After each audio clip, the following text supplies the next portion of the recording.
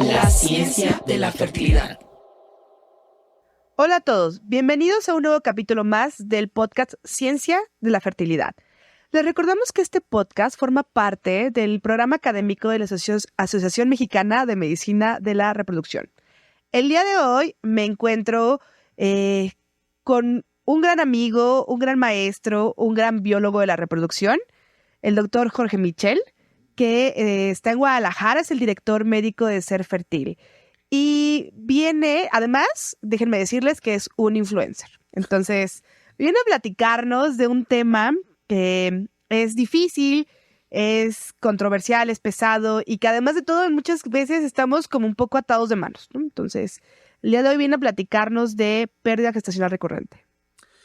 Oye, Moni, pues gracias por la invitación. Es un gusto estar aquí en este podcast. Agradecerle a la Asociación Mexicana de Medicina de Reproducción que está haciendo el esfuerzo por grabar este tipo de materiales académicos para poderle dar tanto a los médicos como a la población en general educación en esta parte. Sí, pues nos encanta, la verdad es que ha sido una experiencia muy padre y nos encanta tener siempre invitados con gente tan interesante, tan enfocados en el tema. Y pues dar un poquito de ciencia bien estructurada, ¿no?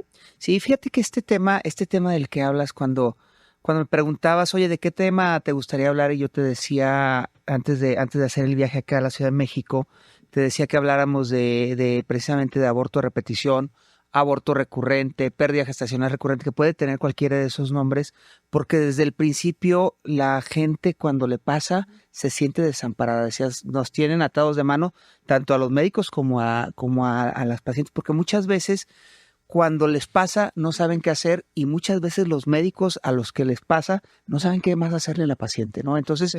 Primero, a veces tenemos problemas hasta para definir ¿qué quiere decir aborto a repetición? Justo esa era mi primera pregunta, o sea, ¿cómo lo definimos? O sea, porque hay un montón de asociaciones y de definiciones diferentes, o sea. La realidad es que, mira, yo tengo muchos años ya haciendo esto. Cuando yo estudié esto, decían, la definición de aborto a repetición es más de 3 pérdidas gestacionales y 2 deben de ser consecutivas. ¿Cuál es el problema de esta definición? Que para que pasara esto, pues imagínate todo lo que tenía que pasar la paciente, o sea, 3 abortos para poder decir, sí, tiene aborto de repetición. Entonces, hoy en los consensos y lo que con mayor frecuencia se está haciendo y creo que está resolviendo mucho de este tiempo es que a partir de que tienes un segundo aborto se considera aborto de repetición. ¿Por qué? Porque se ha visto que a pesar de que sean 2, 3 o 4 veces las que aborte una paciente, las causas van a ser las mismas, por las cuales podemos partir de una segunda pérdida en ese momento de poderle decir a la paciente, te vamos a hacer un estudio especializado. Oye, mira, hay una cosa que a mí se me hace como de historia, ¿no? ¿Sabes? Cuando justo la pregunta era como de examen de residencia, ¿no? ¿Cuál es la definición?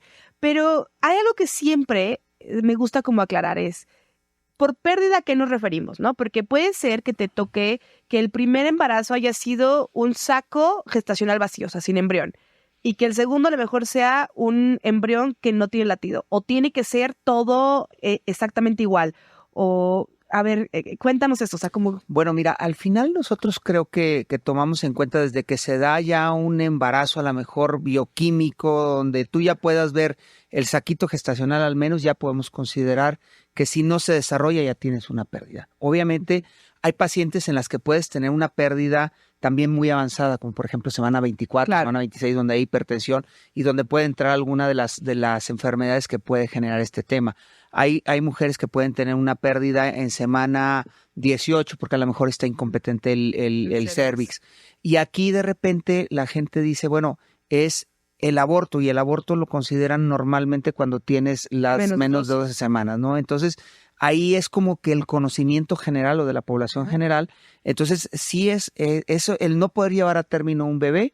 Si empiezan a ser consecutivas, son 2, ya la tenemos ahí. Listo, o sea, todos, incluyendo los bioquímicos, porque ese es el otro gran tema, ¿no? O sea, si el embarazo bioquímico deberíamos de considerarlo o no. Porque hay muchos que dicen, es que ahora sabes que hay embarazos bioquímicos porque la gente está más al pendiente de su reproductibilidad, pero también las pruebas ya son mucho más exactas, ya permiten diagnosticar embarazos con pruebas muy bajas, ¿no? Entonces, muy temprano. Entonces, sí, de hecho tú puedes diagnosticar un embarazo 10 días después de la ovulación, o sea, ni siquiera ha llegado la regla. Y tú puedes hacer una prueba con las pruebas sensibles que tenemos hoy, tú puedes hacer una prueba y saber si la paciente está embarazada. Sí. Entonces, a partir de ahí, bueno, se considera un embarazo como tal, ¿no? Sí. Entonces, esas pérdidas, porque no podemos meternos, yo creo que tenemos que simplificar esto. Yo creo que si te embarazaste y se perdió, es una pérdida. O sea, al final no podemos decir, no, es que fue bioquímico, no vamos a considerar. No hay más o menos pérdidas. Microaborto, o sea, es un aborto y punto. Sí. O es una pérdida gestacional. O sea, no hay más o menos pérdidas, todas son pérdidas. Todas son pérdidas, es correcto. ¿Y cuál sería? Entonces ya tenemos una paciente que nos llega, 2 pérdidas gestacionales, vamos a poner un embriónico, o sea, sin saco, y un aborto diferido que perdió el latido. ¿Qué hacemos? O sea...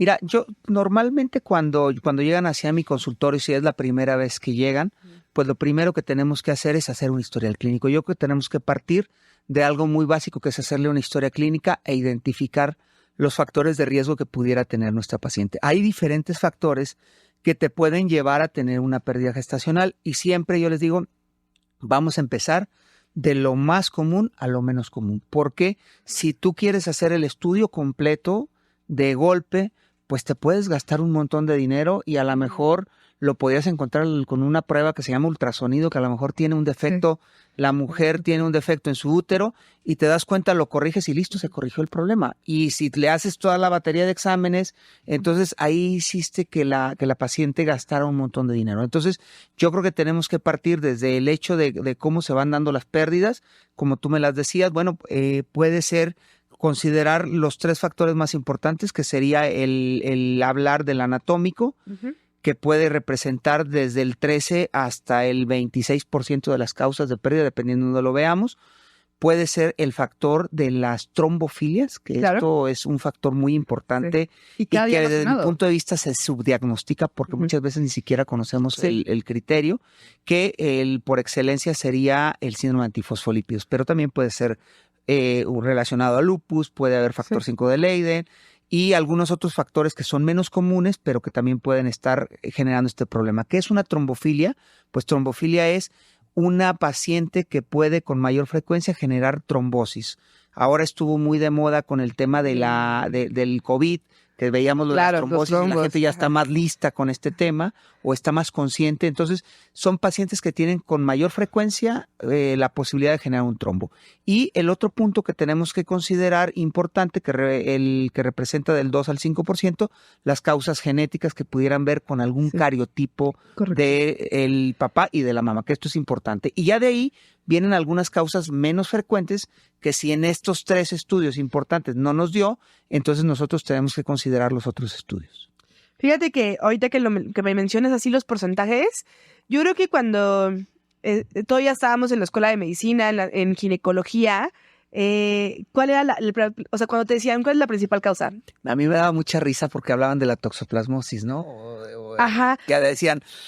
Yo me acuerdo de mis maestros, a los cuales a varios les mando saludos, que me acuerdo que le decían a la señora, es que usted tiene 3 abortos ya, usted seguramente tiene un gato, señora. Sí. No, no, yo no tengo gato. No, seguramente tiene un gato o convive con un gato que tengas con un familiar o a lo mejor se mete algún gato ahí a su casa y le está dando toxoplasmosis. Sí, pero sabemos que eran infecciosas, claro. Y eran infecciosas y te das cuenta que la parte infecciosa es menos del 1%. Y la otra que consideramos es genético, ¿no? O sea, no estás haciendo un match con tu esposo o lo que sea y todas son alteraciones cromosómicas. Y yo tengo un montón de parejas que me han llegado a lo mejor ya del segundo o tercer aborto que les han hecho cariotipos a los restos del aborto y sanos, ¿no? Claro. Por supuesto, es del 2 al 5%. Ahora, es bien importante hacer la diferenciación porque cuando llevas un solo aborto, cuando no es aborto de repetición, que es un aborto espontáneo, que se puede presentar hasta en el 12% de la población, incluso hay algunas literaturas que dicen que hasta el 15%, puede llegar a una 4, una 5, la realidad es que puede llegar a pasar y sobre todo mucho con la edad. Y la primera causa, el 60% de las causas, va a ser alteraciones cromosómicas, la más común, las trisomías.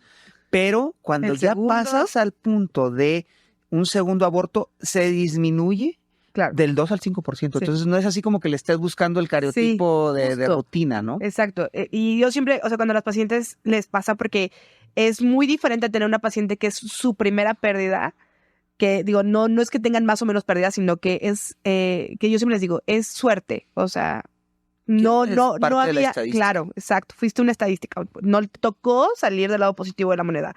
Pero cuando viene la segunda pérdida, ya no puedes pensar que fue estadística, ¿no? Claro. Y ya Ahí tiene hay que tienes que alertar estudiar. todo, ¿no? Las alertas. Claro, a ver, hay pacientes que llegan al consultorio que tienen una pérdida y que te preguntan, oye, me quiero estudiar. Claro. Bueno, Sí, mira, sí. te implica hacer todo esto y esto, y lo más seguro es que no No tengas encontremos nada. nada.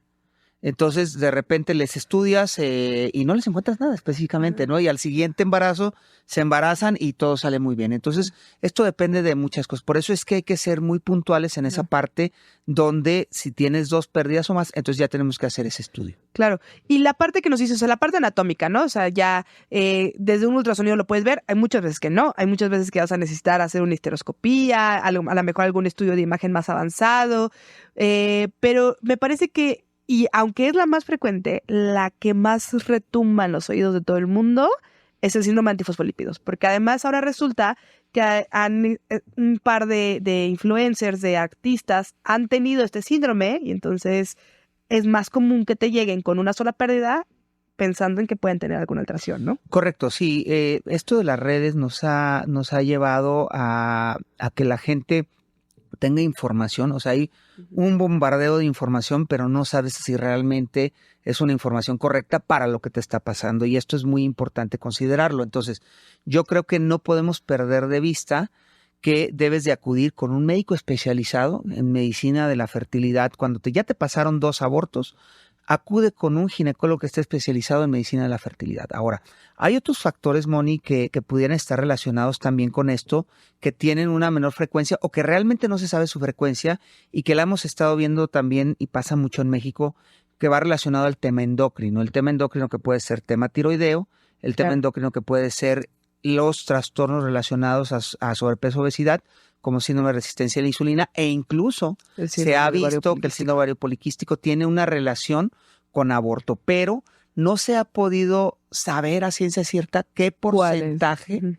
de las causas nos puede llevar a esto. Pero claro, obviamente si volvemos al punto, si en mi historia clínica yo veo que mi paciente tiene sobrepeso, que tiene obesidad, pues manejamos o buscamos saber si tiene síndrome de resistencia a la insulina y empezamos también con medidas generales que es el tratar de ayudarlas a que bajen de peso, el tratar de que hagan ejercicio, el que lleven una dieta adecuada, que se suplementen bien, que toda esta parte también creo que es importante. Sí, que al final es algo que siempre como que hemos platicado de que qué es más importante, si el peso o el cambio en el estilo de vida, ¿no? Correcto. O sea, y es que los estudios lo que nos marcan es que el factor inflamatorio que produce la obesidad, síndrome de ovario poliquístico, resistencia a la insulina, tiene un componente muy importante en generar como un desequilibrio entre los oxidantes y antioxidantes en el endometrio. Entonces, que nunca va a ser un endometrio que esté como tan listo, ¿no? Entonces, a veces cambios, yo siempre les digo, cambios muy pequeñitos que puedan tener en el estilo de vida, o sea, más verduras, más saludable, menos procesados, más ejercicio, puede hacer que toda esta inflamación desaparezca. Por supuesto. Y resuelvas, ¿no? Sí, por supuesto. Digo, al final hasta el estrés tiene un factor importante que también desconocemos qué porcentaje. Sí. Pero al final estamos en un estado proinflamatorio todo el tiempo, estamos estresados y esto puede generar un problema, ¿no? Yo siempre les digo a las pacientes, si el estrés te puede generar un infarto, ¿por qué no te podría generar infertilidad? Sí, claro, ¿no? Totalmente. No sabemos cuál es el mecanismo exactamente,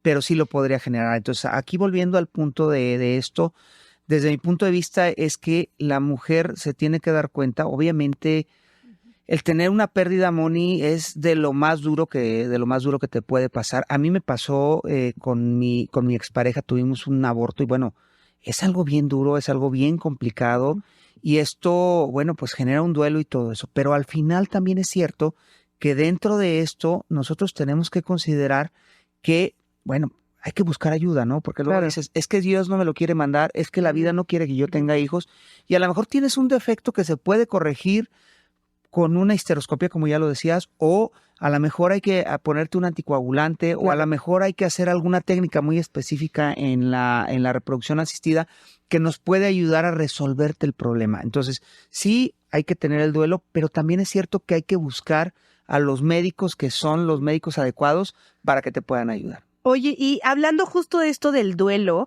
creo que es una parte que es así como el espacio delgado de esta plática, ¿no? Que es la parte psicológica, ¿no? O sea, como que de repente se nos olvidó o tal vez es mucho más frecuente que lo tengamos ya en las consultas y se nos fue esta parte psicológica, ¿no? O sea, como ¿qué implica una pérdida para una paciente, ¿no? Sí, claro, creo que eso es un papel muy, muy importante que debes de jugar como médico.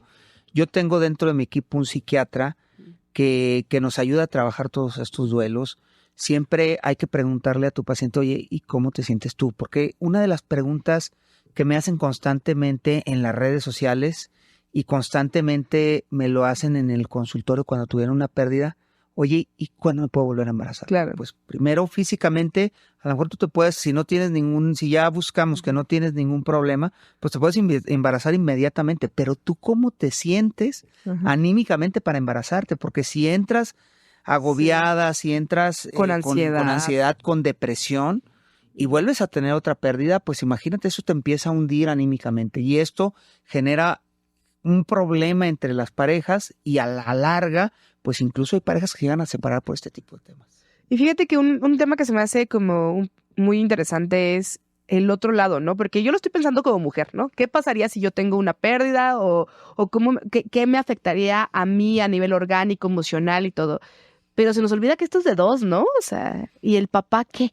Claro, fíjate que, ya te lo decía, a mí ya me pasó y de verdad, el hombre en general en este tipo de procesos es la persona más sola. Sí. Porque es la persona que tiene que ser fuerte, es la persona que tiene que fortalecer a su mujer, tienes que estar ahí a un lado, si ella llora, y la escuchas y tratas de darle aliento, pero luego no, y tú qué pasa, ¿no? Entonces de repente también se pierde esa parte de qué es lo que le pasa al hombre. Y la realidad es que yo, por ejemplo, cuando pasa esto, normalmente cuando pasan en mi consultorio, pues pasan a la sala de exploración y dejo que el marido se espere un momento y yo les pregunto, oye, ¿y cómo te sientes? Y no, bueno, a veces lloran ahí. Sí, claro. Lloran ahí porque al final dice, es que nadie me ha preguntado cómo me siento yo. Claro. Entonces, creo que es un factor importante el considerarlo. Y volviendo ahora al punto orgánico, bueno, es importantísimo valorar el factor masculino, Claro, que muchas veces pudiera ser alguna de la causa de infertilidad y en algunas de las ocasiones, que tampoco está bien dilucidado el porcentaje de cuánto, pero en algunas ocasiones, si la calidad seminal es mala, pudiera ser también causa de aborto de repetición. claro. Y bueno, o sea, ya teniendo como la idea, el concepto de tengo una pareja que tiene una pérdida gestacional, estábamos evaluando, ¿qué haces? O sea, esta va a ser la siguiente pregunta que te van a hacer. ¿Y luego qué sigue, doctor? O sea, me voy a ir a embarazar sola, voy a necesitar una técnica de reproducción asistida. Mira, uno de los factores muy importantes y que lo dicen muchas de las asociaciones es el acompañamiento con la paciente. Yo normalmente, si cae una paciente ahí conmigo, la revisas y dependiendo del diagnóstico es cómo lo vamos a hacer. Pero en todo el tiempo yo las acompaño y las estamos citando incluso un poquito más continuamente que lo que citarías a una paciente que tiene un embarazo normal, para que la paciente te vaya platicando cómo va, ¿no? Entonces, si por ejemplo, si hablamos de un tema anatómico que se puede corregir, pues habrá que corregirlo por cirugía, ya sea abierta, ya sea histeroscópica, dependerá mucho del proceso que llegue a tener y de la vía que sea la ideal para hacer la corrección, ¿no? Si tenemos un síndrome de antifosfolípidos, si tenemos un factor 5 de Leiden, pues la corrección será con una anticoagulación, que es una anticoagulación doble con aspirina y con heparina, y esto nos dará la oportunidad de que la paciente pueda corregir y pueda tener un embarazo espontáneo. Si es una paciente que tiene algún cariotipo anormal o que pudiera estar presentando algún desbalance, que pudiera corregirse a lo mejor en una fertilización in vitro con una técnica de PGTA o que es la selección de un embrión que no esté con que hablemos de sano cromosómicamente porque, Sí, porque muchas cosas de enfermedad extra, ¿no? Que eso se podría corregir. ¿Qué más podríamos hacer? Bueno, si tenemos algún defecto endocrinológico, pues habrá que corregirlo y a lo mejor habrá que ayudarnos con la gente que es el endocrinólogo que nos puede ayudar a manejar este tipo de cosas. Entonces, es un ámbito muy, muy grande la posibilidad de lo que tú tienes. Pero el factor que nunca debemos de perder de vista, y esto es trascendente, Moni, es la edad. Okay. Porque al final no es lo mismo que llegue una paciente que tiene 30 años de edad, que lleva 2 pérdidas y que a lo mejor su factor es un síndrome antifosfolípidos, a la mujer que me llegue de 40 a 41 años de edad, que lleve 2 pérdidas y que a lo mejor la posibilidad que tiene una baja reserva aparte y a lo mejor vas a tener que entrar a alguna técnica de reproducción asistida. Entonces, yo creo que la clave de esto es la individualización del tema. Me gusta esa idea. Y, o sea, como hablando de individualizar un poquito y demás, estamos bien seguros de que si tú tienes el diagnóstico, lo corriges. Correcto. Pero te va a pasar que no tengas idea, o sea, que todo esté bien. Se habla que hasta del 50% de las veces, Claro. en la mitad de las ocasiones, no encuentras un diagnóstico. Y esto muchas veces lo dicen los americanos como el cuidado de darle un chiqueo, diríamos en la traducción, ¿no? El chiquear a nuestra paciente es lo que puede ayudar. ¿Por qué? Porque no hay ningún factor y dicen los americanos o las publicaciones del Colegio Americano, de la Sociedad Americana de Reproducción, dicen que después de cierto tiempo hasta el 80% de las pacientes se podrán embarazar solitas. Uh-huh. Aquí nada más es que hay que seguirlas, que era lo que yo te decía, hay que seguirlas, hay que ver cómo se sienten, hay que estar de la mano con ellas y eso les va a ayudar. Y hablando justo de estas pacientes que van a ser, no hay nada que corregir y las guías son muy estrictas, ¿no? Porque las guías te van a decir, no sirve. ¿Y tú qué haces? O sea, pues mismo que le digan, no, pues es que no hay evidencia de nada, o sea, la progesterona, ¿no? Que ese es el gran drama, ¿no? O sea, ya tienes una paciente que tiene 2 pérdidas, a lo mejor le hiciste una corrección de algo de histeroscopía o a lo mejor no tenía nada y se embaraza, ¿le das o no le das progesterona? Fíjate que ese es un tema muy interesante. Hay un estudio con poquitas pacientes que fue un metaanálisis que habla que después de la tercera pérdida sí les funciona. Entonces, yo la verdad es que sí les doy progesterona a las que tienen pérdida gestacional recurrente y les damos hasta la semana 10. Normalmente le doy 200 miligramos de progesterona vaginal o si puede ser tomado, puede ser inyectado. O sea, cualquiera de los factores que sobre todo la paciente esté cómoda. Claro. Sí se las doy. Lo que sí no hago es agregarle todas las cosas que le agrega la gente. Si yo no demuestro que tiene síndrome antifosfolípidos, yo no las anticoagulo. Ok. ¿Por qué? Porque anticoagular a una paciente sí, no es fácil. Riesgo. Sí. 1. 2, si no tienes una enfermedad, pues ¿por qué anticoagular a una paciente? Sí. Tampoco es que les agregue un montón de suplementos mágicos que ahora te venden y que te dicen y que ahora se ponen de moda y que los mandan incluso traer por las cadenas estas de mensajería que ahora está muy de moda comprar por esas cadenas porque la influencer dijo que servía, ¿no? Yo siempre les aclaro, digo, todo lo que sea suplemento no les va a perjudicar, pero siempre les aclaro que no va a haber una diferencia, ¿no? Entonces yo les digo, si por tu salud mental te quieres tomar una vitamina extra porque quieres sentirte más tranquila, hazlo, pero no te va a ayudar. Sí, y es que sí, es un drama, ¿no? O sea, ya hay muchísimas cosas, pacientes que están anticoaguladas sin necesidad, digo, o sea, a ver, yo una de las cosas que les digo, pues aspirina, pues, o sea... ¿No la tiene? Sí. ¿No la necesita para qué? Pero bueno, de todas maneras el materno te la va a poner, ¿eh? O sea, ya... Últimamente los maternos, yo no sé si tienen un contrato ahí con aspirina.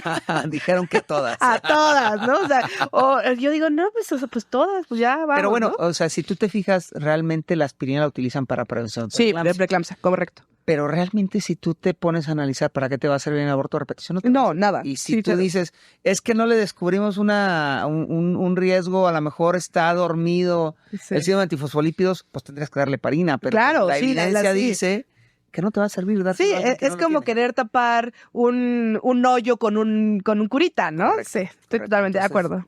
Pero son prácticas que hace mucha gente. Sí. Y honestamente, yo siempre les explico a las pacientes, yo creo que lo más importante con estas pacientes y con todas, siempre se los digo a mis alumnos, es la relación médico-paciente. Que tú puedas decirle a la paciente, mira, vas a hacer esto, confía en mí y van a salir bien las cosas.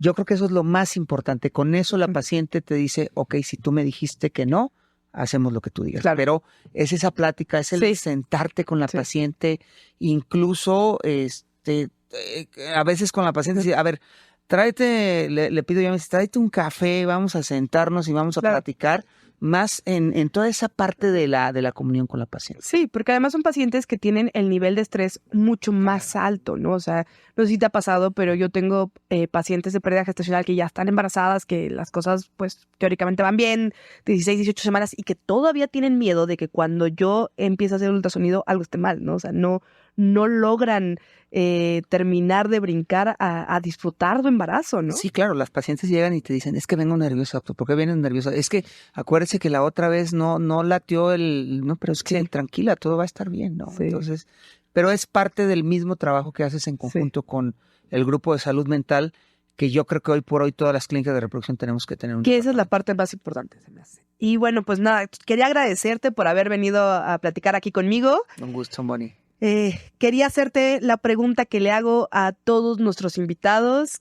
Es un poquito como, al final yo creo de la temporada vamos a hacer una recapitulación de qué piensan nuestros invitados, de en dónde estamos y a dónde vamos, ¿no? O sea, porque se me hacen muy interesantes todas las respuestas que me dan.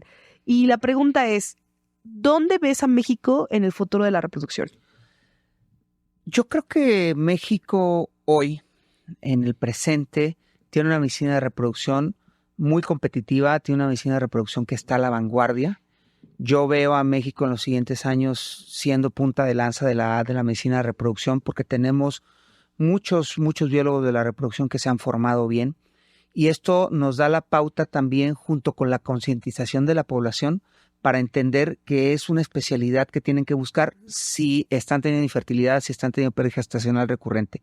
Y esto nos ayuda a que se vaya profesionalizando más la medicina de reproducción. Ahora, con la Asociación Mexicana de Medicina de Reproducción, que está preocupada en esta parte educativa, creo que de la mano con ello nos va a generar una medicina de reproducción de punta donde vamos a estar compitiendo contra los mejores. Pues nada, pues muchas gracias por haberme acompañado. Un gusto y gracias a la Asociación Mexicana de Medicina de Reproducción.